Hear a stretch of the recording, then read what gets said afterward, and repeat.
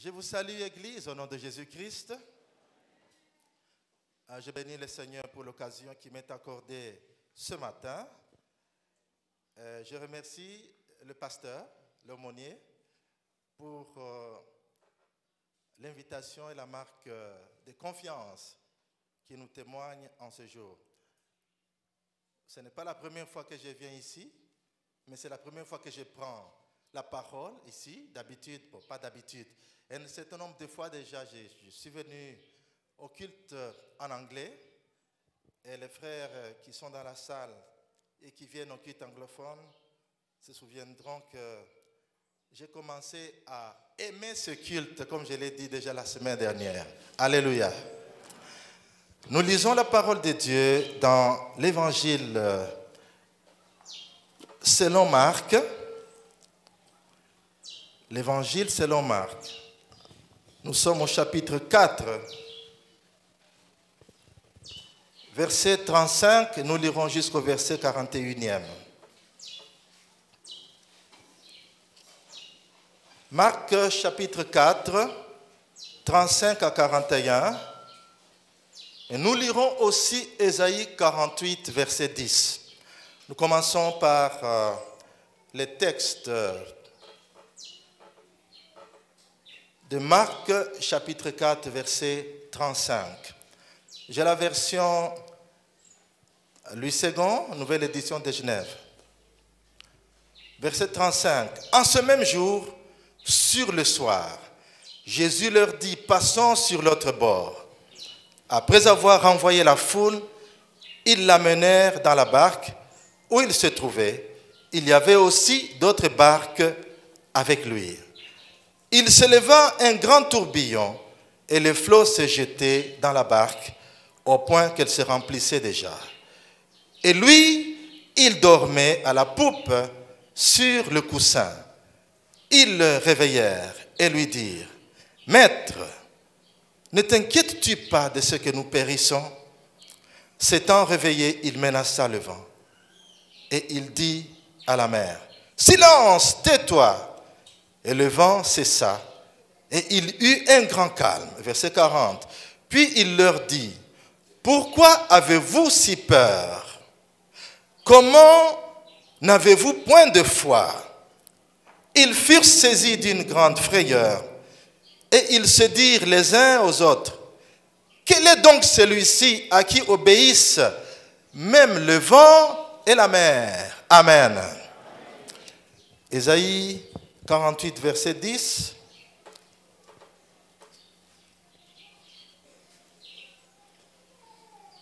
Dans la même version. Ésaïe 48, verset 10.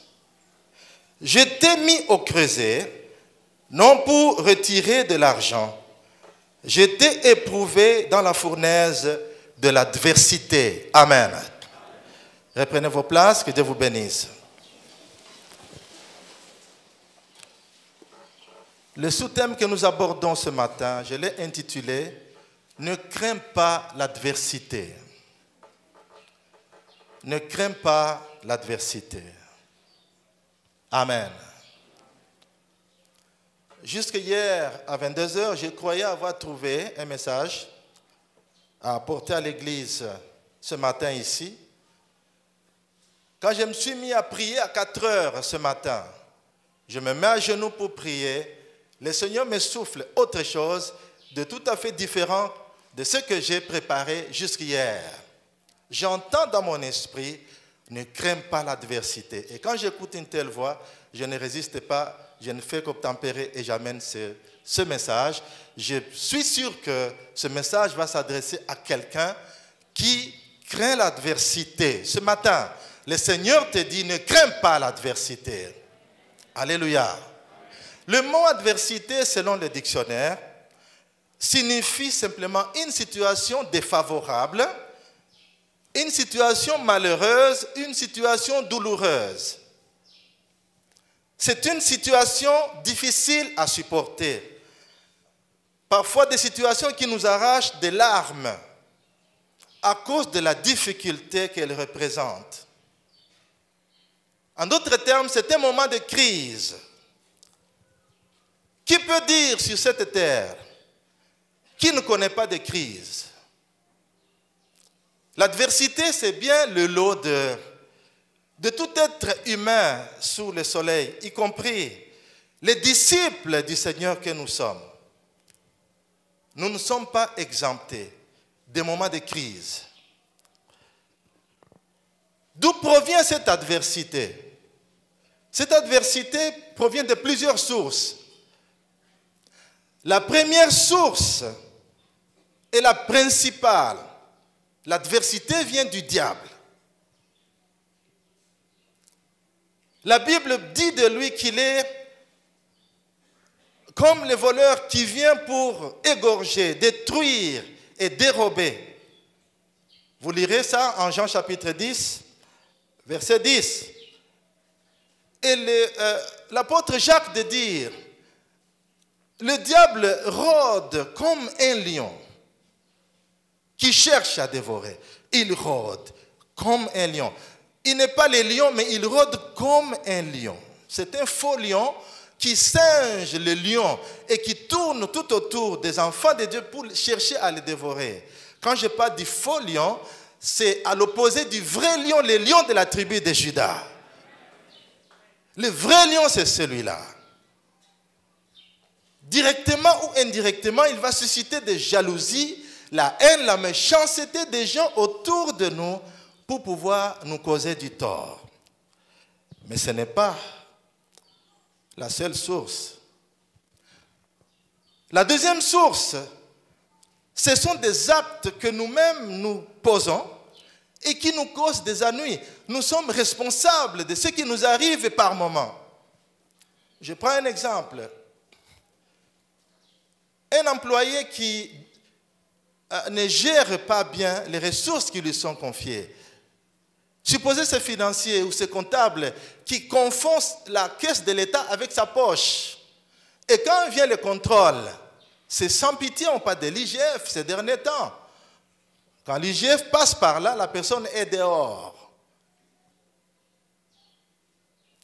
À qui la faute? À la personne elle-même. Elle a causé du tort à sa propre vie. C'est des actes que nous commettons nous-mêmes par moments qui nous attirent des ennuis. Des jeunes filles qui n'écoutent pas les conseils des aînés. On s'embarque dans une relation amoureuse sans lendemain et puis bientôt, avant qu'elle ne le sache, elle est déjà tombée grosse et puis le soi-disant fiancé disparaît dans la nature. Et puis c'est une grossesse et puis c'est l'enfant qui naît, qui va chercher longtemps pour trouver son père. Des fautes que nous commettons nous-mêmes. En d'autres termes, des actes que nous commettons ont des conséquences. Si quelqu'un est dans l'adversité, dans des problèmes qu'il ne sait pas résoudre à cause des fautes qu'il a commises lui-même, j'ai une bonne nouvelle pour cette personne. Notre Dieu est capable de t'accorder un nouveau départ. Alléluia. Il a restauré une femme qui était en difficulté. Cette femme-là, on l'a attrapée en flagrant délit. Malheureusement, on l'a amenée seule. Où était l'homme avec qui elle a commis cet acte? L'homme était peut-être enfoui dans la foule, confondu dans la foule, mais on n'a amené que la femme. Et le Seigneur qui est devant cette femme, il pose la question à la foule, qui parmi vous n'a jamais commis de péché, qu'il soit le premier à jeter la pierre sur cette femme? Et bientôt, les gens qui étaient tout autour de la femme qui l'accusaient ont disparu. Quand le Seigneur lève les yeux, il écrivait sur le sol. Je ne sais pas ce qu'il écrivait. Il lève les yeux, il regarde la femme. Qu'est-ce qu'il lui dit? Va et ne pêche plus. En d'autres termes, si tu reprends la faute que tu as commise, le même malheur t'atteindra. Parce qu'on dit les mêmes causes produisent les mêmes effets. Au-delà des fautes que nous commettons nous-mêmes, il y a aussi les fautes que commettent d'autres personnes. Je pense à ces enfants d'un monsieur qui a perdu son boulot à cause de ses fautes. Le malheur n'atteint pas seulement la personne, il va atteindre toute sa famille. Les enfants vont commencer à souffrir. Plus de moyens pour payer les frais scolaires des enfants et on les chasse de l'école. Ils souffrent parce que quelqu'un a causé le malheur à toute la famille. La dernière catégorie sur la source des malheurs que j'ai sur ma liste ce matin, ce sont des situations malheureuses qui sont dues à l'initiative même de Dieu. Ah, ça c'est difficile à comprendre, à admettre. Des difficultés qui proviennent du fait que Dieu a pris l'initiative de causer la crise. Quand vous lisez Ésaïe 45, verset 7, la Bible nous dit « Je forme la lumière, je crée les ténèbres, je donne la prospérité, je crée l'adversité. Moi, l'Éternel, je fais toutes ces choses. » Amen. Je sais qu'il n'y aurait pas beaucoup d'amen sur ces versets. Je savais. Je vous donne un exemple biblique. Le cas de Job que vous connaissez très bien. Job est dans une situation difficile qui lui arrive. Il n'a pas volé. Il n'a pas commis de faute chez son voisin. Il se trouve dans une difficulté simplement parce que Dieu est fier de lui.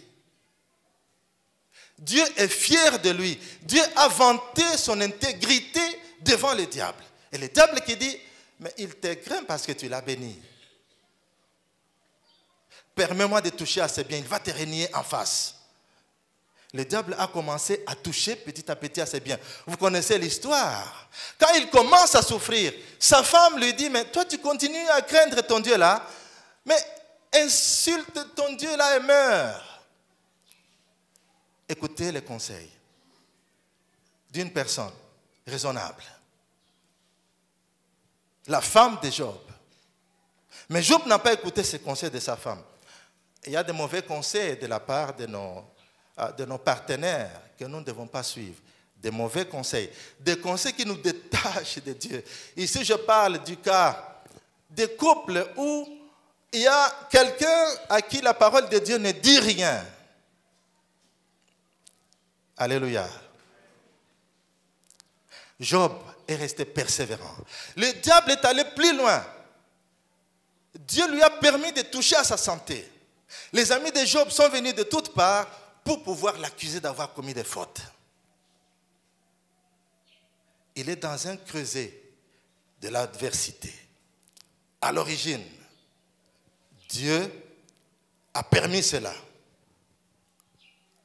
Parce qu'il veut démontrer au diable qu'il y a des hommes sur la terre qui me craignent, qui m'adorent, non pas à cause du matériel qu'ils ont, mais à cause de leur foi.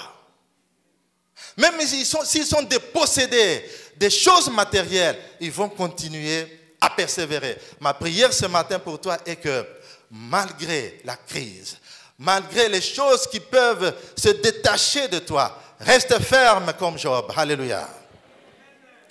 Ne crains pas l'adversité. Quelle que soit l'origine des souffrances, qu'elle soit causée par des fautes que tu as commises, qu'elle soit instigée par le diable lui-même, ou par la méchanceté des autres, ou même l'initiative même de Dieu, comme je viens de le dire, ne crains pas l'adversité. Dans notre texte de Marc, voici une situation de désespoir que vivent les disciples. Jésus a enseigné toute la journée. Il veut s'éloigner des foules. Il dit aux disciples, allons de l'autre côté du lac.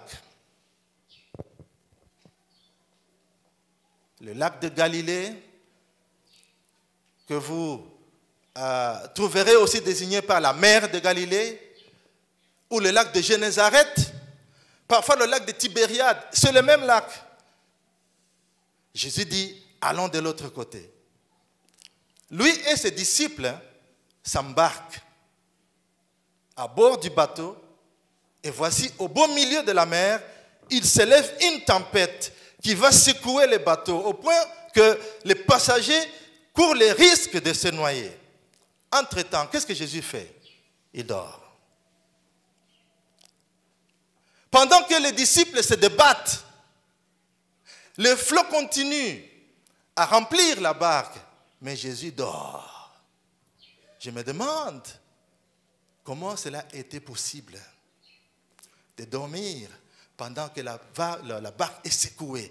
Elle est remplie d'eau, presque sur le point de se noyer, mais Jésus dormait. Dans leur peur, ils s'agitent, ils s'indignent même, ils réveillent Jésus en lui disant, mais maître, ne t'inquiètes-tu pas que nous périssions? Écoutez la phrase, ne t'inquiètes-tu pas que nous périssions? Il voulait que le maître, le créateur de l'univers, s'inquiète devant les gesticulations de la nature qu'il a créée.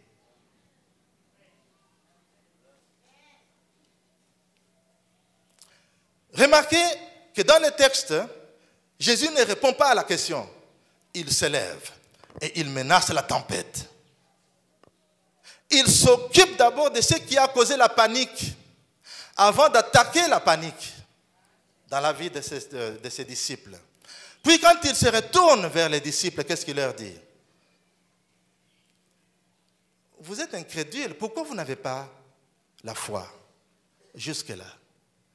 Comme qui dirait, après toutes ces choses que j'accomplis parmi vous, vous ne savez pas que je suis le détenteur du pouvoir sur la nature. Vous continuez d'avoir peur et je suis avec vous.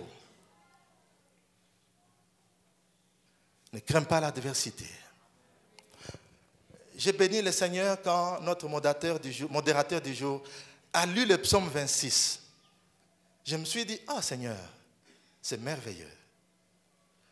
Je comprends pourquoi tu as changé de message. C'est comme si nous étions sur la même longueur d'onde que le modérateur. Le psaume 26. L'Éternel est la lumière et mon salut. De qui aurais-je peur? Si les méchants avançaient contre moi, même si toute une armée avançait contre moi, je n'aurais pas crainte. C'est eux qui vont reculer et tomber. Alléluia.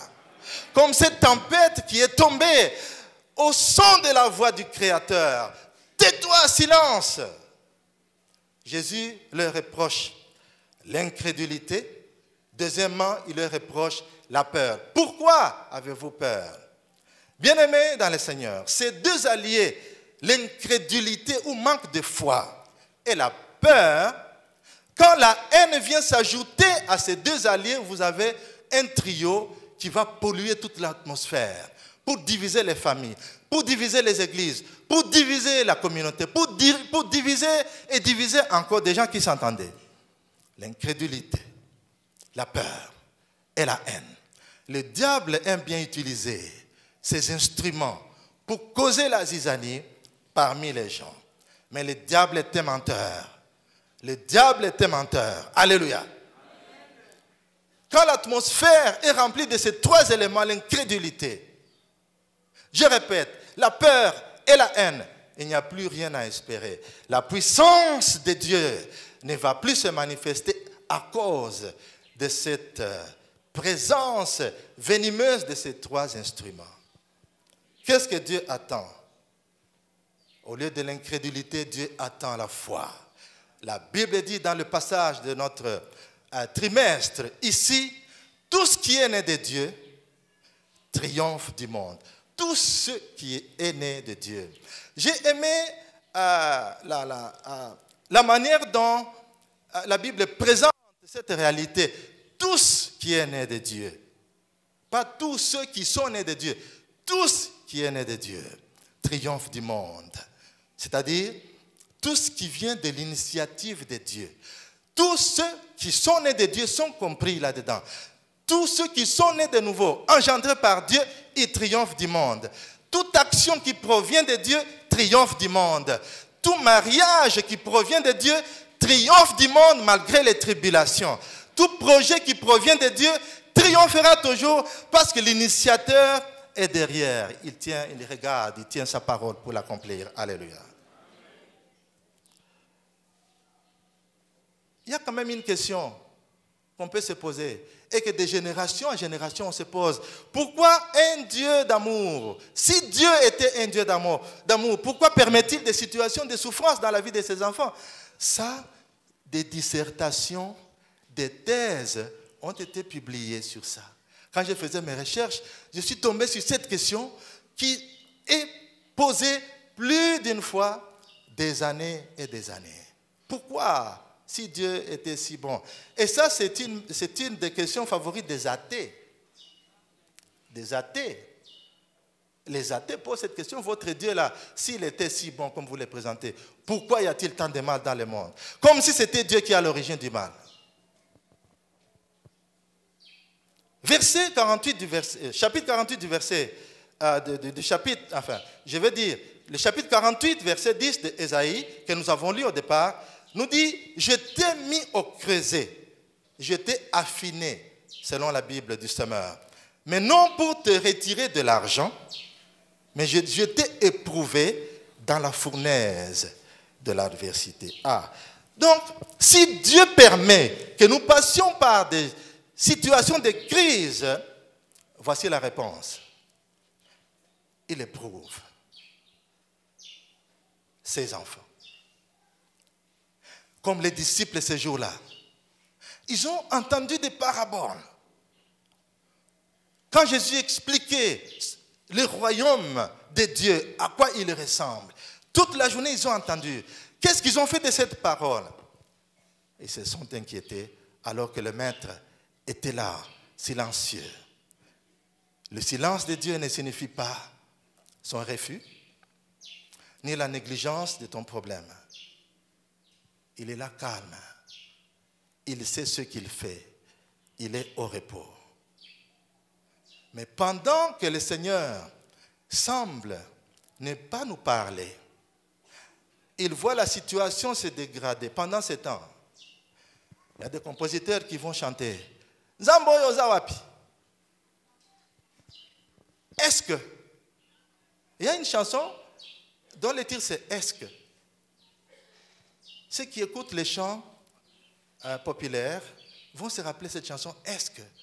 Obosani bilakanayo. Est-ce que? Toute la chanson est constituée de est-ce que? Des questions qu'on pose à Dieu.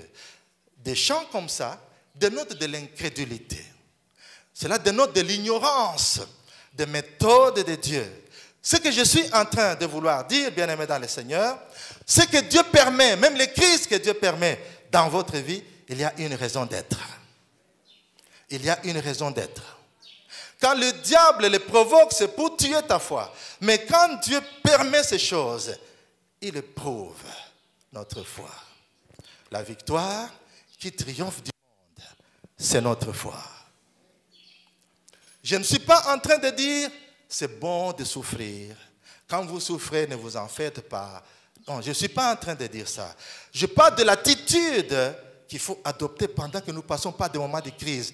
Parce que vous le vouliez ou pas, ça viendra un jour. Le Seigneur a dit, vous aurez des tribulations. Mais, sachez que moi j'ai vaincu le monde.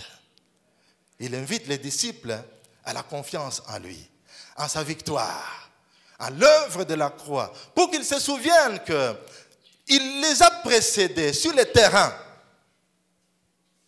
Il les a envoyés comme des brebis parmi les loups. Quand le berger lâche des brebis parmi les loups, il sait qu'il y a des loups, il veille. Même si vous semblez ne pas voir sa présence, il veille. Alléluia. Il y a une raison d'être à ce que Dieu permet dans nos vies. Même l'adversité. Nous pouvons tirer profit.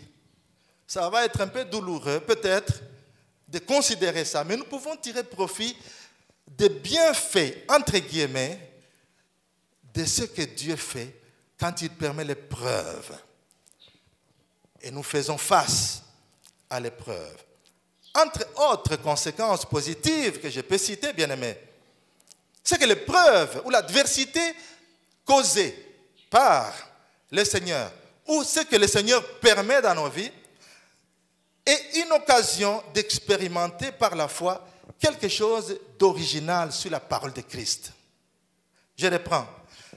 L'adversité peut être une occasion d'expérimenter par la foi quelque chose d'original sur la parole de Christ. Il a dit, allons de l'autre côté. Il ne leur a pas dit, il aura tourbillon, il aura risque de noyade. Il n'a pas dit. Ce qu'il a dit, allons de l'autre côté. Pierre, à Matthieu 14, versets 24 à 33, vous connaissez l'histoire. C'est toujours sur le même lac. Cette fois-là, Jésus n'était pas dans la barque.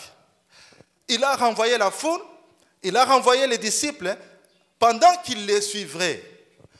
Les disciples se mettent à ramer, traversant pour aller de l'autre côté, vers la 3e ou la 4e veille.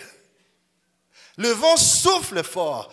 Comme d'habitude, la mer de Tibériade connaît souvent ces histoires de tourbillons, de vents très violents. Jésus se met à les suivre. Les disciples ne savaient pas par quel moyen il allait les suivre parce qu'ils avaient pris la barque qui était à leur disposition. Pendant qu'ils sont en train de ramer, de souffrir, risquer la mort, c'est la tempête, c'est l'ouragan, les tourbillons, ils voient une présence. Quelqu'un qui ressemble à un homme, mais qui marche sur l'eau. Ça vient augmenter à leur panique. Déjà, ils risquent la mort, ils ont peur. Comme si cela ne suffisait pas, une forme humaine qui marche sur l'eau. Ça, c'est du jamais vu. Quand le Seigneur remarque qu'ils ont peur, ils paniquent. Qu'est-ce qu'il leur dit? Ne craignez pas, c'est moi. N'ayez pas peur, c'est moi. Qu'est-ce que Pierre dit? Si c'est toi, si c'est toi, ça c'est la foi.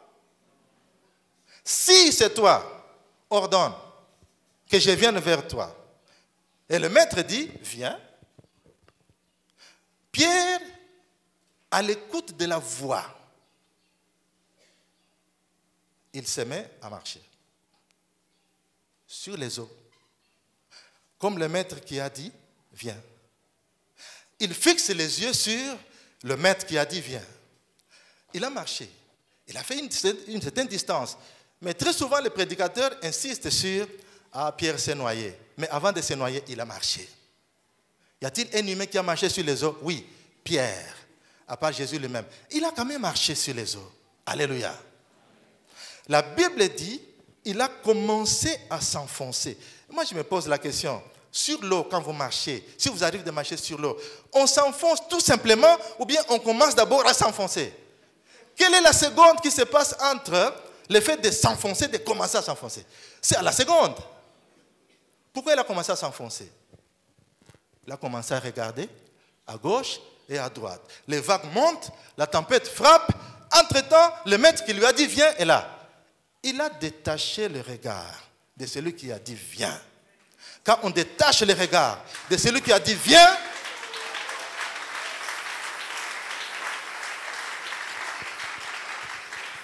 le doute s'installe, l'incrédulité s'ensuit. La foi fixe le regard sur le Christ. C'est lui, le chef et le consommateur de notre foi. D'autres passages, d'autres versions disent, c'est lui qui est à l'origine de notre foi et c'est lui qui l'amène à l'achèvement. Il est celui qui a commencé cette affaire de la foi et c'est lui qui va la mener au bout. Parce que c'est lui qui nous tient de bout en bout. Alléluia. Nos yeux doivent être fixés sur celui qui a dit viens. Quand on se détache, on détache le regard de celui qui a dit viens, on va faire naufrage. Mais ce que je suis en train de dire, cette épreuve est une occasion pour quelqu'un d'expérimenter quelque chose d'original. Qui a jamais marché sur l'eau depuis que le monde est monde? Un humain. J'allais dire un humain de père et de mère. Bon. À part Jésus. Jésus est humain de mère. Il y a quelqu'un qui a dit, mais ce débat ici n'a pas de place. Même si vous considérez dans la Bible, Jésus est seulement de mère. Mais cela n'a pas empêché qu'il puisse accomplir la mission. Bon, ça n'a rien à voir avec la politique. Rien à voir. Mais un humain qui expérimente quelque chose d'original, comme marcher sur l'eau. La deuxième dividende qu'on peut tirer de l'épreuve quand c'est permis par le Seigneur, une épreuve qui s'appelle test, c'est que cette crise va te qualifier pour le niveau supérieur, à condition que tu réussisses au test. Alléluia. La crise va te qualifier pour le niveau supérieur. Je pose la question, nous sommes au campus ici, et il y a des professeurs parmi nous. Et la plupart d'entre nous, nous avons été des étudiants, d'autres sont encore des étudiants. Est-ce que les professeurs enseignent tout le temps? Toute l'année académique? Non. Même à l'école primaire, on n'enseigne pas toute l'année scolaire. Il y a un moment où on enseigne et un moment où on teste. Si vous voulez que ça se passe, vous admettez que ça se passe dans le monde, dans le naturel. Comment voulez-vous que spirituellement ça soit différent? Jésus enseigne et il teste. Et quand vous réussissez au test, vous êtes qualifié pour le niveau suivant. Alléluia. Le but de l'examen est double. Vérifier si tu as saisi la matière, si tu as compris la matière au programme. Deuxième but, si tu es qualifié pour passer à la promotion suivante. Nous acceptons ça dans le naturel. Mais spirituellement parlant, nous n'acceptons pas. Ce n'est pas juste. Alléluia. Bien-aimés dans le Seigneur, même si vous regardez comment l'enfant grandit, l'enfant grandit dans l'adversité. Dans la grossesse, il est à l'aise. Il a atteint 9 mois. Il est mature pour le ventre, pas pour la vie à l'extérieur. Il a atteint sa maturité à l'intérieur. Quand il sort du sein de sa mère, généralement les enfants crient. Pourquoi ils crient? Il y a une cassure entre, je ne suis pas gynécologue, il y a une cassure entre la vie que l'enfant menait à l'intérieur. C'était doux, c'était beau, mais il est là à l'extérieur. Surtout quand on va couper le cordon ombilical, il commence à s'adapter, il commence à crier, il est aux prises avec une nouvelle situation et il va vivre avec jusqu'à ce qu'il va atteindre la maturité. Voyez cet enfant évoluer, rampant, à 4 pattes, il essaie de marcher, il titube, il tombe, il se blesse. Mais c'est dans ces blessures et dans ces chutes qu'il va s'affermir pour devenir un petit garçon, une petite fille qui sera un homme, une femme demain. Si vous voulez empêcher à l'enfant de souffrir, vous lui aurez rendu un mauvais service. Quand l'enfant, vous avez dit, ne touche pas le feu, il va toucher à la bougie, il se brûle. Une petite cicatrice, il apprend par l'adversité. Je suis venu dire à quelqu'un, ne crains pas l'adversité. Alléluia.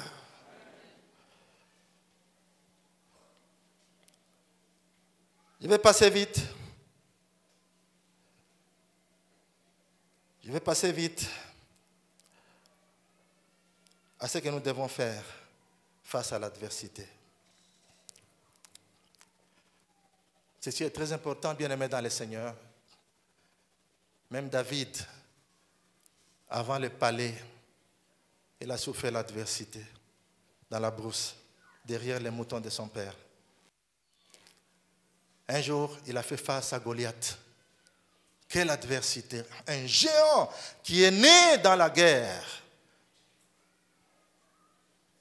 Sans Goliath, il n'y avait pas de palais pour David. Ça, c'est l'adversité.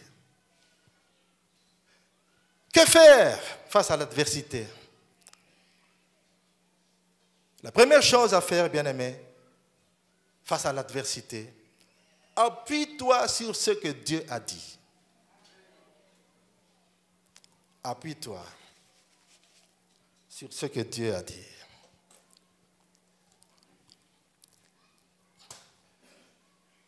Ce que Dieu a dit est un fondement solide pour compter sur sa fidélité et avoir l'assurance que tu arriveras aux objectifs de Dieu pour ta vie. S'il t'a dit quelque chose, tu t'accroches à ce qu'il a dit. Notre texte de référence principal de Marc, c'est Jésus qui a dit. Il renvoie la foule et il leur dit, passons sur l'autre bord. Maintenant, celui qui a dit, passons sur l'autre bord, est là avec nous. Le tourbillon est arrivé en cours de chemin. Il est avec nous. Il n'a pas dit que nous allions nous noyer. Il n'a pas dit que le bateau allait couler. Qu'est-ce qu'il a dit? Allons de l'autre côté. C'est un fondement solide, assez solide pour que je puisse m'accrocher à ce qu'il a dit pour que je croie que je vais arriver. Alléluia. Au milieu ici, je vais rencontrer des crises, quelle que soit la forme de la crise, tant que je m'accroche à ce qu'il a dit, je vais arriver à destination.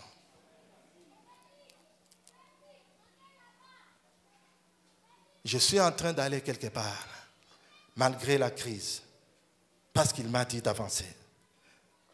Je vais arriver. Fort de cette conviction, tout en gardant la foi, le monde avec ses attraits, le monde avec ses assauts, en cours de route, ma foi remportera la victoire. Car il est écrit, la victoire qui triomphe du monde, c'est notre foi. Alléluia. C'est lui qui a dit. Moi, je dois fonder ma foi sur ce qu'il a dit. Car la foi vient de ce que l'on entend. Et ce que l'on entend vient de la parole du Christ.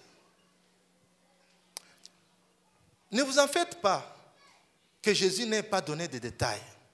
Si Jésus vous donnait des détails de ce qui va vous arriver sur le parcours, il vous dit par exemple, vous avez fini les études, c'est bien, vous allez vous marier, mais votre femme va connaître des fausses couches 5 fois, vous aurez un enfant, et puis je vous élèverai, vous serez là-haut. Ça va vous donner quelle impression? Ce que j'ai dit, c'est un exemple vrai d'une personne que je connais,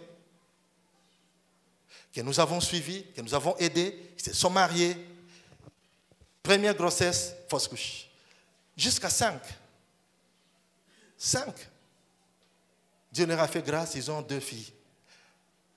Ces couples est passé par une dure épreuve. Aujourd'hui, ils ont un témoignage à donner aux gens qui ont des difficultés pareilles. Alléluia. Dieu peut vous délivrer du malheur de 2 façons. Il peut empêcher que le malheur ne vous atteigne, tout comme il peut vous délivrer du milieu du malheur. Les 2 personnes délivrées, dans les 2 cas, n'ont pas le même témoignage. Vous êtes d'accord avec moi? Appuie-toi sur ce qu'il a dit. Car ce qu'il a dit ne manquera pas d'arriver. Dieu est fidèle à sa parole. Deuxième chose, bien-aimé, à considérer, c'est le dessein de Dieu pour ta vie. le dessein de Dieu pour ta vie. En d'autres termes, c'est le plan de Dieu pour ta vie. Dieu a un plan pour ta vie. Dieu a un programme pour ta vie. Jérémie nous dit, 29 verset 11, « Je connais les projets que j'ai formés sur vous. » D'autres versions parlent des plans. Je connais les plans, je connais les objectifs que j'ai pour vous. Des projets de paix et de bonheur. Ce n'est pas pour les malheurs, non, c'est pour vous donner de l'espérance, la vie, la bénédiction. Car mon plan prévoit le bonheur pour mon peuple. Vous pouvez passer par des crises, mais au finish, c'est le bonheur que le Seigneur vise. Un passage que vous connaissez, c'est Romains 8, versets 28 à 29. Nous savons du reste. Le verset 28 commence bien par une certitude. Nous savons. Nous savons. L'apôtre Paul, c'est une certitude qu'il donne. Nous savons. Du reste, que toute chose, quelle qu'elle soit, concourt au bien de ceux qui aiment Dieu et de ceux qui sont appelés selon son dessein. Amen. Car ceux qu'il a connus d'avance, il les a prédestinés à être semblables à l'image de son Fils, afin que son Fils fût le premier-né entre plusieurs frères. Jésus est venu dans le monde comme Fils unique de Dieu. Quand il quitte le monde, il suscite derrière lui toute une nouvelle progéniture à Dieu, appelée la nouvelle création. Si quelqu'un est en Christ, il est une nouvelle créature. Les choses anciennes sont passées. Voici, toutes choses sont devenues nouvelles. Jésus, Fils unique au départ, et après, il devient le premier-né d'entre plusieurs frères. L'objectif de Dieu, c'est de nous transformer à l'image de son Fils Jésus-Christ. Et cela passe par de petits tests par-ci, par-là.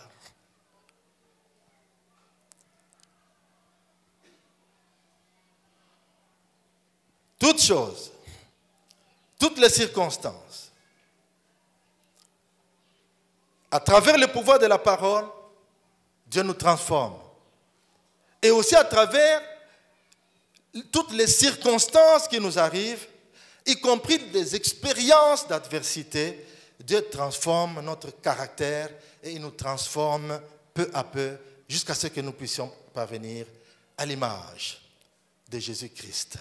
La troisième chose et la dernière pour ce matin, face à l'adversité, utilise le pouvoir de la prière et de la supplication. Le pouvoir de la prière et de la supplication. Philippiens 4, 6 à 7. Ne vous inquiétez de rien, mais en toute chose, faites connaître vos besoins à Dieu par des prières et des supplications. Vous y ajoutez quoi? Des actions de grâce. La conséquence de tout ça est la paix de Dieu, le shalom de Dieu, qui surpasse toute intelligence, gardera vos cœurs et vos pensées en qui? En Jésus-Christ. Ne crains pas l'adversité. Le pouvoir de la prière et de la supplication.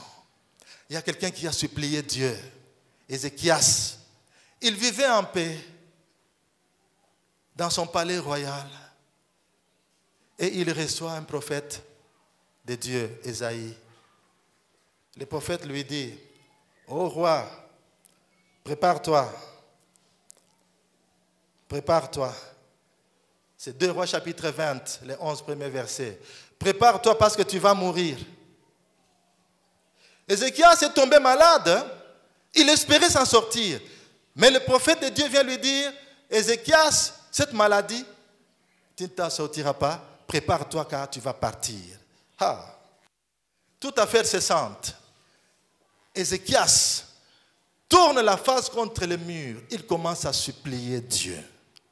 Il a pleuré de toutes ses larmes avant que le prophète qui a livré le message ne traverse la cour du palais royal pour sortir. Le Seigneur a écouté la supplication d'Ézéchias et dit à Ésaïe, « retourne vers le roi. J'ai vu ses larmes, j'ai écouté sa supplication, je lui ai ajouté 15 ans. Bien-aimés, quand vous ne savez plus prier parce que vous avez tellement sangloté, le chagrin vous a pris, vos larmes parleront pour vous. Posez la question à Anne, la mère de Samuel, elle vous dira, elle était raillée par sa concubine, non, sa rivale, raillée parce qu'elle ne mettait pas au monde. Elle a tellement prié, elle est allée au temple, elle a pleuré devant Dieu. La Bible dit l'amertume dans l'âme, elle ne parvenait plus à sortir la voix, tellement qu'elle suppliait le Seigneur. Oh, le vieux Élie, sans discernement, vient lui dire, mais toi, femme, là, qu'est-ce que tu viens faire dans le temple? Tu es ivre. Mais écoute, ce n'est pas ici qu'on vient quand on est ivre. Non, papa, je ne suis pas ivre. Je suis une femme qui souffre, qui déverse des larmes vers le Seigneur. Je demande quelque chose de précieux à Dieu. Et Dieu a vu les larmes d'Anne. Dieu a vu les larmes d'Ézéchias. Dieu verra vos larmes. Dieu verra vos larmes. Ah, il y a quelque chose. Quand je lis l'Épître aux Hébreux, chapitre 5, on parle de Jésus. C'est lui qui, dans les jours de sa chair, c'est-à-dire de sa vie terrestre, ayant présenté avec de grands cris et avec larmes de prières et de supplications à celui qui pouvait les sauver de la mort. Alléluia. C'est Jésus, pendant son agonie à Gethsémane, il a dit aux disciples, à Marc 14, 34 à 35, 36 même, mon âme est triste jusqu'à la mort. Restez ici éveillés. Puis, ayant fait quelques pas en avant, il se jeta contre terre. Il pria que s'il était possible, cette heure s'éloignât de lui. Il était dans une crise, le Seigneur. Verset 36. Il disait, Abba, Père, toutes choses te sont possibles, éloigne de moi cette coupe. Toutefois, non pas selon ce que je veux, mais selon ce que tu veux. Alléluia. C'est l'auteur de l'Épître aux Hébreux qui nous apprend que pendant ce temps, Jésus présentait son besoin avec cris et larmes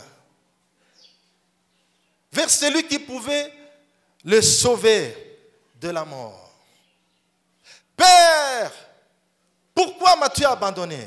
Il criait sa prière. Est-ce que vous êtes déjà arrivé de crier votre prière? J'ai vécu des situations compliquées. Une fois, les pluies qui tombent vers le mois d'octobre là, fin octobre, début novembre, j'étais à Bandal quelque part, dans une parcelle placée sur la descente. À l'arrêt pharmacie, Bandal, Makelele, vous montez vers GB. Il n'y avait pas encore de pont à l'époque. Ma maison était quelque part là. Toutes les eaux qui descendaient de là, ce sont infiltrées, pas toutes les eaux. Il a plu toute la nuit. Les eaux, une bonne quantité d'eau, s'est infiltrée dans la parcelle.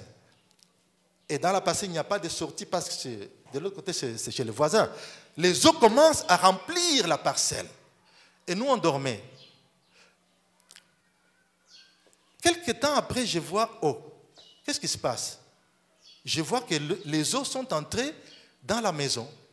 Je jette un coup d'œil sur la parcelle, sur la fenêtre.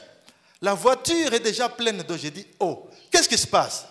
Pendant ce temps, il y a des flots qui entrent dans la maison. La maison avait une estrade un peu surélevée, mais les eaux ont réussi à pénétrer dans la maison. Ceux qui étaient dans des maisons très basses, il y a eu des morts cette nuit-là. J'ai vu les eaux continuer d'entrer à flot dans la maison. Ça remplissait la maison. Le salon est déjà plein d'eau. Ça va dans les chambres. J'ai dit, mais où est-ce qu'on va en arriver? Je commence à prier. J'ai commencé à prier. Bien-aimés, vous pouvez crier avec larmes. Crier la prière. J'ai appris de ma vie, crier la prière. Ce jour-là, j'ai compris Hébreux 5, 7. J'ai commencé à crier la prière. J'ai invoqué le Seigneur. J'ai supplié le Seigneur. Tout à coup, oh, alléluia, il y a toujours un tout à coup quelque part. Tout à coup, je vois les eaux commencer à se retirer. Je n'ai pas compris le phénomène. Il continuait de pleuvoir de plus belle à l'extérieur. Les eaux abondaient, mais l'eau qui était dans ma maison commence à sortir. Sans que la pluie ne s'arrête. Dieu va écouter ta prière. Dieu va écouter tes larmes. Ne crains pas l'adversité. J'ai conclu ce message, bien-aimé. L'épreuve par laquelle tu passes ne te tuera pas. Y a-t-il un malade ici? Cette maladie n'est pas pour la mort. Tu ne mourras pas. Tu diras avec le psalmiste, non, je ne mourrai pas, je vivrai. Je raconterai les œuvres de l'Éternel. Non, je ne mourrai pas. La maladie est là, c'est une crise. La crise financière est passée par là, elle est passagère. Toute chose est appelée à passer. Alléluia. Les problèmes que nous connaissons dans la vie, toutes les crises, sont comme des produits pharmaceutiques. Y a-t-il des pharmaciens ici? Oui. Je suppose. Il n'y a aucun produit pharmaceutique qui n'arrive pas à la date de la péremption. Il y a une date de fabrication et une date de péremption. Vous verrez, le carton est encore joli, il est bon, mais c'est périmé à l'intérieur. Les problèmes que nous connaissons, un jour, ça atteindra la péremption. Et nous nous en sortirons. Alléluia.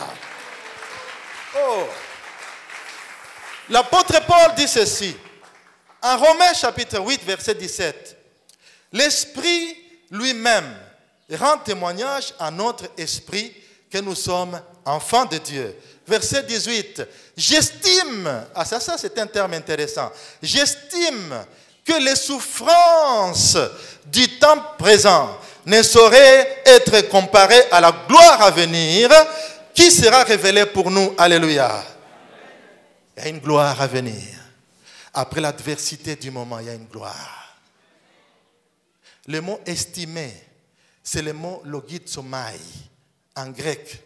Il signifie, quand l'apôtre dit j'estime, dit j'ai logizomai, j'ai fait la comptabilité, j'ai pris toutes les choses en compte, j'ai considéré les tenants et les aboutissants du problème. Maintenant, après avoir fait cet inventaire, voici la conclusion. Les souffrances actuelles du moment ne sont pas à comparer avec la gloire à venir. Oh, alléluia. Ne crains pas l'adversité, bien-aimé dans le Seigneur. Est-ce que tu peux te mettre debout, bien-aimé? Si tu le peux, nous allons prier le Seigneur. Je ne sais pas par quel type d'adversité tu passes. Mais une chose est sûre, nous sommes devant le Seigneur qui a dit, tout ce qui est né de Dieu triomphe du monde. Et la victoire qui triomphe du monde, c'est notre foi. Il n'a pas dit que tu coulerais, il n'a pas dit que tu sombrerais, il a dit, qu'est-ce qu'il a dit? Allons sur l'autre. Il n'a pas dit, il n'a pas dit que tu coulerais. Il n'a pas dit que tu sombrerais. Il a dit allons sur l'autre bord. Allons sur l'autre bord. Et allons sur l'autre bord. Utilise le pouvoir de la prière et de la supplication devant Dieu. Quelle est la crise qui t'attaque? Quelle est la crise qui attaque ta vie? Parle à Dieu. Parle à Dieu. Supplie le Seigneur. Comme Ézéchias. Il verra tes larmes. Il écoutera ta prière. Il n'a pas dit que tu allais sombrer. Mais il a dit, allons à l'autre bord. Alléluia. Continue de prier, bien-aimé dans le Seigneur.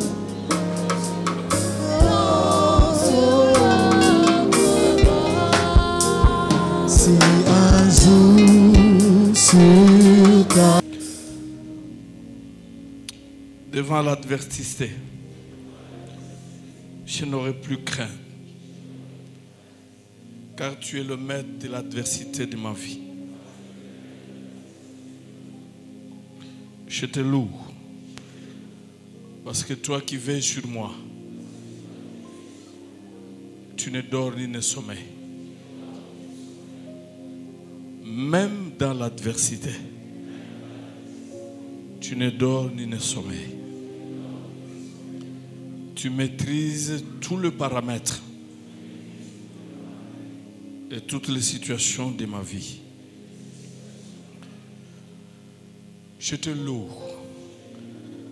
parce que dans l'adversité, je ne suis pas seul. Tu es dans la barque. Je ne suis pas seul. Je demeure sous ton abri. C'est pourquoi je déclare que malgré l'adversité, je resterai ferme et inébranlable. Malgré l'adversité, soulevé par le diable, mes ennemis, mes adversaires, les démons, je resterai inébranlable. Car tu es mon refuge, tu es ma forteresse, tu es mon Dieu. Sur toi, je m'appuierai et je me reposerai. Car ce que je vois n'est pas éternel, mais ce que tu as dit est éternel. Je fonde ma foi non sur toi, sur l'adversité, non sur ce que je vois, mais ce que tu as dit. Je sais que dans l'adversité, tu me délivreras. Tu me délivreras de l'adversité des maladies mortelles. Car tu es fidèle, tu es mon bouclier. Je déclare, je n'aurai pas peur de terreur, ni de la flèche qui vole en plein jour. Je n'aurai pas peur des mauvais complots et des calomnies de méchants, ni de la peste qui marche dans le ténèbre, ni de la condamnation, ni de la mort soudaine, ni de la pandémie de Covid. Je déclare que 1000 tombent à mon côté et 10 000 à ma droite. Cela ne me touchera pas. Je déclare que je ne craindrai aucun fléau, car aucune calamité ne s'approchera de moi. Aucun malheur ne m'atteindra. Je ne mourrai pas avant l'âge.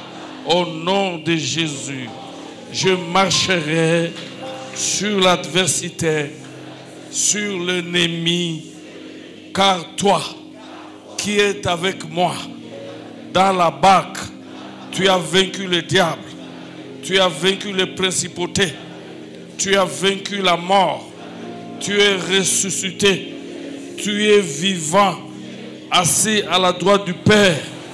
Je n'ai pas peur de la maladie, je n'ai pas peur du cancer, car toi qui es avec moi dans la barque, tu m'as guéri avant que je ne tombe malade.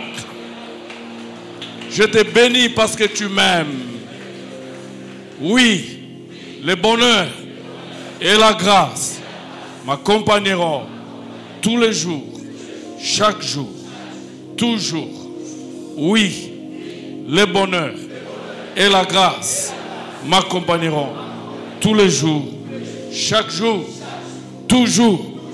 Oui, le bonheur et la grâce m'accompagneront tous les jours, chaque jour, toujours, au nom de... Bon dimanche.